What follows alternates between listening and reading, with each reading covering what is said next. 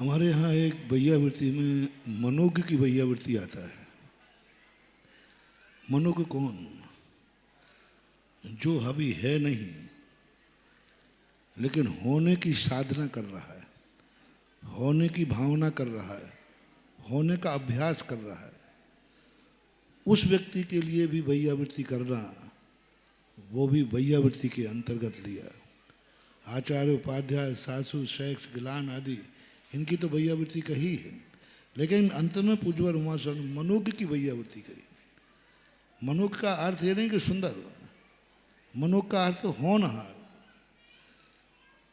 तो ये शिविर में भर्ती होने वाले होनहार हैं, मनोज्ञ हैं, क्योंकि इस पंचम काल में श्रावक होकर के भी, घरवासी होकर के भी गृह त्याग करने का अभ्यास कर रहे हैं।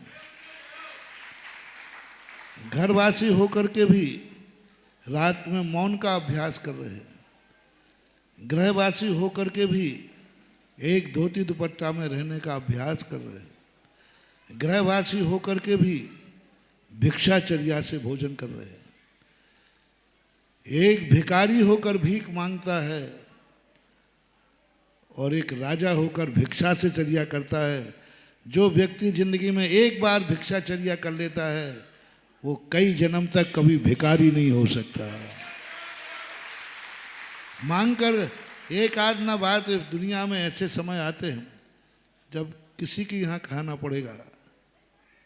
अब या तो भिखारी बन के किसी से मांग के खाओ और या फिर भिक्षु बन करके मांग के खाओ, दोनों में इज्जत किस में है?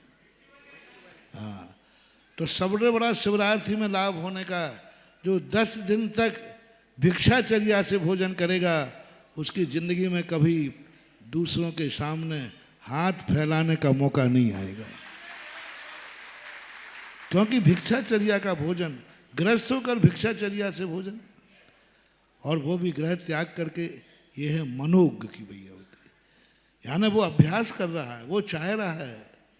भरी 24 का पूरे साल भर नहीं कर पाता है, कम से कम 10 लाख क्षण पर्व के ये पर्व जो आपके यहाँ आते हैं ना, गृहस्थों को पर्व का विशेष महत्व है। हम साधुओं को पर्वों का कोई महत्व नहीं होता, इसलिए कि गृहस्थ 24 घंटे कुछ नहीं कर सकता, तो पर्व में करने का बहाना ये बताता है कि मैं सम्यक दृष्टि हूँ।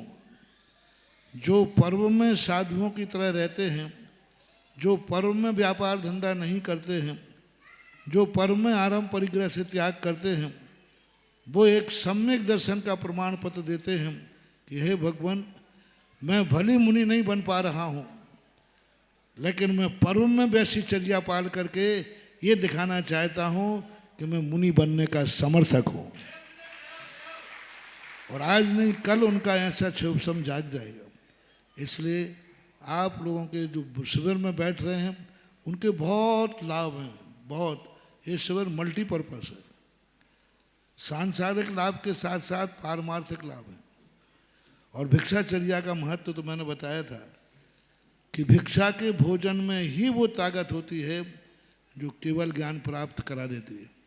भिक्षा से यदि भोजनचर्या का नियम नहीं है, वे कभी केवल ज्ञान प्राप्त नहीं कर पाते। राजा के पुत्र होकर भिक्षाचर्या, दोनों में से भिखारी का पुत्र होकर भीख मांगना ठीक है कि राजा के पुत्र होकर भिक्षा मांगना ठीक है? प्रकृति कहती है राजा का बेटा होकर भिक्षा से खा रहा है, अब इसको भिखारी कभी नहीं बनेगा, क्योंकि मांगने का दस्तूर राजा बन के पूरा कर दिया। तुम चैन हो, तुम्हारे घरों में खाने की कमी नहीं है, कोई खाने की कमी नहीं। उसके बावजूद भी भिक्षाचर्या से भोजन करने का जो बात आती है, उसकी एक अलग साइकोलॉजी है, अलग एक मनोविज्ञान है। और आप लोगों को जो भोजन कराना है वो यही मान के कराना है कि मैं मनोज्ञ की वैयावृत्ति कर रहा हूँ। ये आज श्रावक है, कल का भावी मुनि है, क्योंकि आज वो अभ्यास कर रहा है, पर्व के दिन में अभ्यास कर रहा है।